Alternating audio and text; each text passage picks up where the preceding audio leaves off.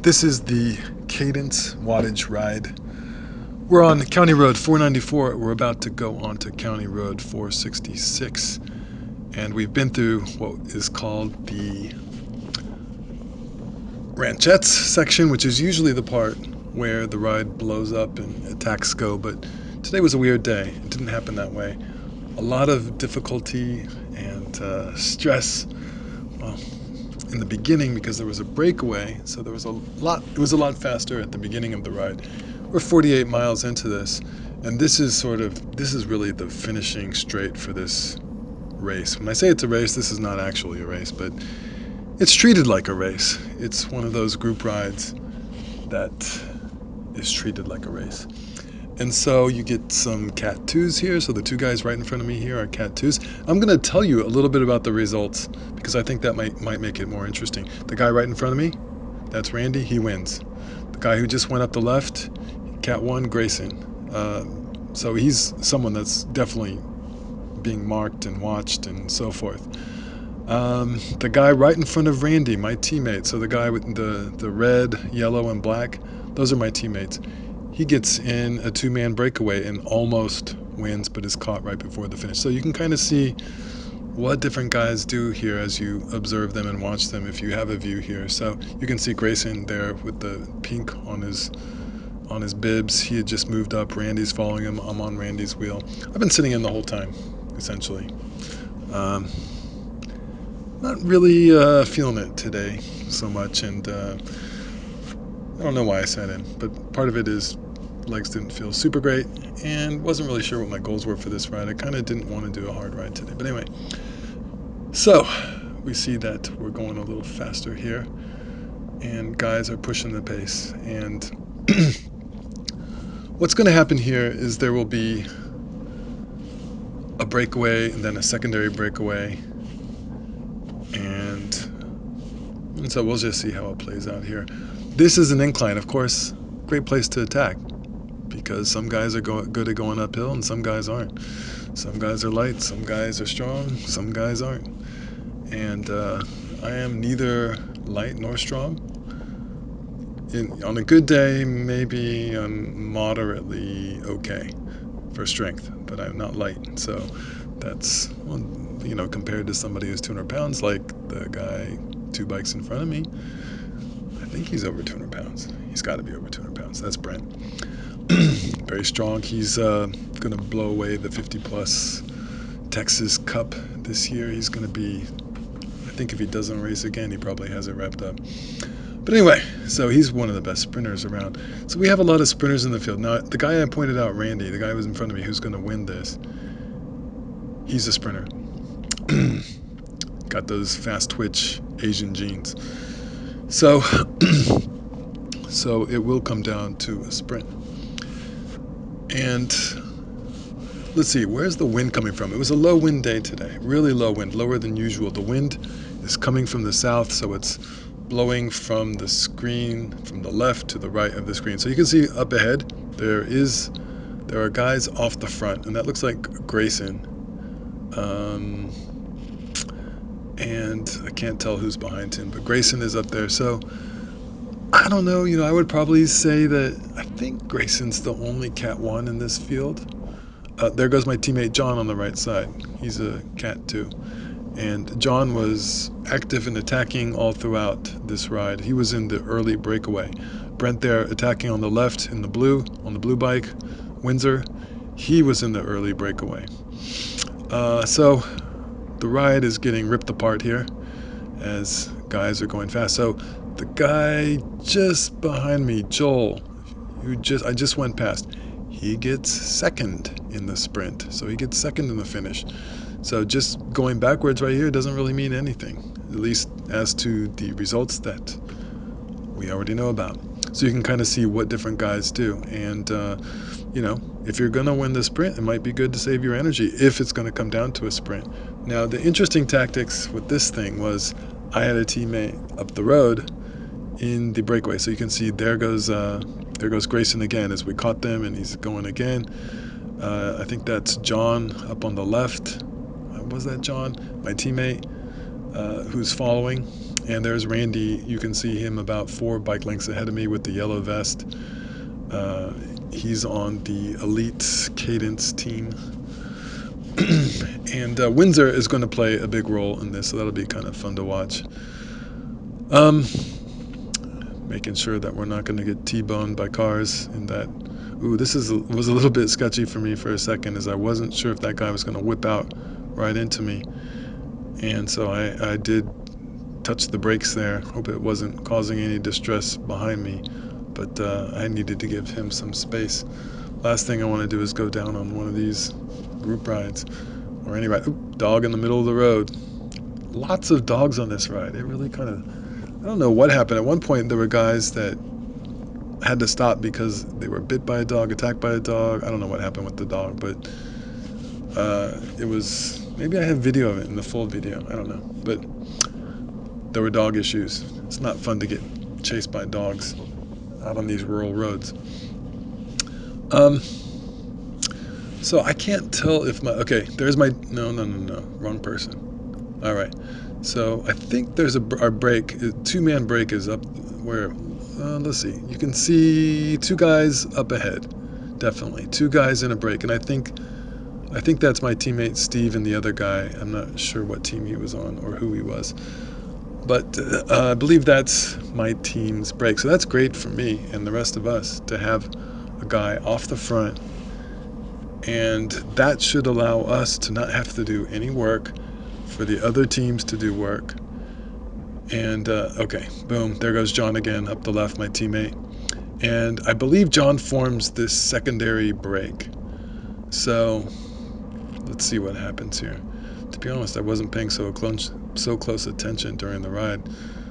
I think I'm picking up more now than I actually picked up while I was riding. Yeah, I can't even tell what's going on in front of me here. Let's see, the guy in the black vest that's just ahead of Randy with the yellow vest, so in the middle, he's a very, very strong sprinter as well, Mike Stanley, on the Bicycles Plus team. So plenty of sprint power in this field, which means if it comes down to a sprint, it's not gonna probably happen for me. In other words, a million things would have to go right for that to work out. There's Sam on the left in the Windsor. He and his teammate had a flat tire, had to go off the back. They took a shortcut to get back onto the ride. And of course, Sam is very strong. He won the 40 Plus Cup in Texas last year. So I think that's the secondary brake up ahead, and there's a 2-man primary brake ahead of them. And let's see, so we have Bicycles Plus that's pulling, and this was a very key moment. So we've got 1 teammate, 2 teammates up ahead. There my teammate goes, Ben. Grayson gets right on his wheel. The entire field reacts. And what ends up happening here is that my teammate pulls the entire group up to the secondary breakaway that had my teammate. So I did not agree with that move. He should not have made that move. Very risky move. Like, you know, I guess if he'd been able to bridge solo, that would have been good. But the chances that he would be able to bridge solo were very small with the strength of the people in this group, that nobody would be able to get on his wheel, or the attack would be so swift and that he would be able to bridge and nobody else would. Not likely.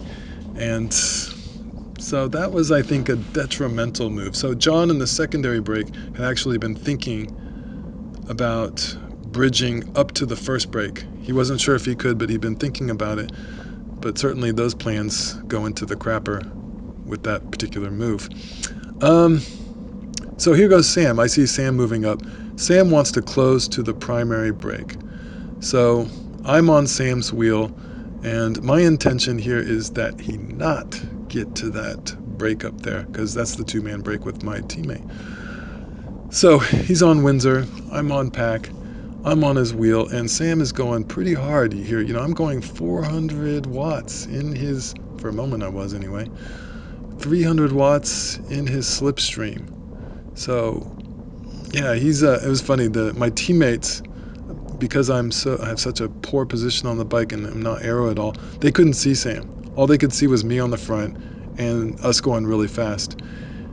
And they're like, "What the hell is he doing? Pulling up to our guys." Well, I wasn't. I was on Sam's wheel, and then a moment later they could tell that I was on Windsor's wheel. So my goal is to do no work. And in fact, this is what blocking is. So I'm not physically impeding anyone other than occupying space on the road. I'm not trying to prevent anyone from going around me. But what I'm doing is I'm not pulling through. And in a moment here, Sam is going to motion to whoever's behind. He looks back like, why is no one pulling through? Well, because I don't want to pull through. He flicks his elbow, pull through. He flicks it again. And so I'm like, okay, yeah, I'll pull through, but look at my watts. 150 watts, 190 watts, 200 watts. This is where you kind of like get on the front and people think you're pulling, but you're not. But of course, these guys aren't idiots behind me. They're experienced racers. They know I'm not doing crap. And boom, appropriate move. His teammate, Sam's teammate, Brent, attacks, puts in a thing, and I'm quickly on the wheel, which is ideal for me because I want to be, if they're going to make it up to the brake, I want to be towed to the brake, and I don't want to do any work. It takes, when you're marking people that are trying to bridge to a brake, that takes energy. It's maybe not the ideal thing. In other words, the people behind that were sitting in the group as they slowly bridged up to this were in a better position as far as energy expenditure. So in a moment, pretty amazingly, Sam is going to put in another effort. He's I don't know quite how he does it. He just had more energy to go. Even though I've done this ride several times, it'd been a long time since I'd done this ride, and I didn't quite. There goes Sam. Can't believe he just had energy to go again. But anyway, I kind of screwed up. Like, I forgot where the finish was, so that's not good. I thought it was going to be like the next hill after. By the time I realized I was in terrible position, but you'll see that. But at this moment, I think I'm in pretty great position. I'm on Mike Stanley's wheel. He's an excellent sprinter, and if I could just stay on his wheel, he might tow me to second, for example. You can see up ahead is the brake. They're not that far away. They've closed the gap big time through the series of maneuvers by Windsor in terms of pulling on the front, and this pays off for them. So you can see, let's see, who's on my right here. There's Grayson just goes by me, and see, this is where I made a big time mistake. I should have been on the left or the right. There's the winner right there on the right, Randy. He's the guy who eventually wins the sprint here. So you've either got to be on the left or the right to be able to move up. You can't move up when you're in the middle. I'm in the middle, bad position. So at this point, unless it's over for me, there's no place to go unless I want to go into opposing traffic and all that. But it's all coming down. It looks like to a sprint. You can see the two guys on the front there. Not a huge gap, but we're getting close to the finish. The finish is just around the bend up there. It's an uphill sprint. So if they could just make it. Now, of course, we know, since I told you who won, that they don't make it. But came within about 200 meters or less, maybe 200 meters of making it. So the sprint is after this bottom here, and we turn up left, and it's time to go. Of course, there's no place to go. And so, as it turns out, the wheel that I chose was not in good position either. And he sits up. He's not interested in this. And boom, up ahead are the guys who won. I don't know who got third place. Windsor, Joel, he got second place. So his teammates did most of the work to bring back the brake. Sorry, I didn't. Okay, there was Steve. Was that Steve? No, that wasn't Steve. That was John that I just passed on the right. But we ended up passing Steve, the guy on our team, in the brake. So very close.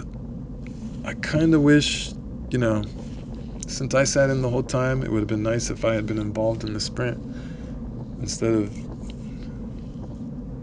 playing it in the worst way possible in the final bit. You couldn't have done that worse on my part, but I guess that's part of experience here. You think you're in great position, and boom, a moment later, the field slows down, you're swarmed, you're in bad position, you're in the middle, and you have no place to go. And you forgot where the finish line was. That's not good either. So anyway, it was a fun ride.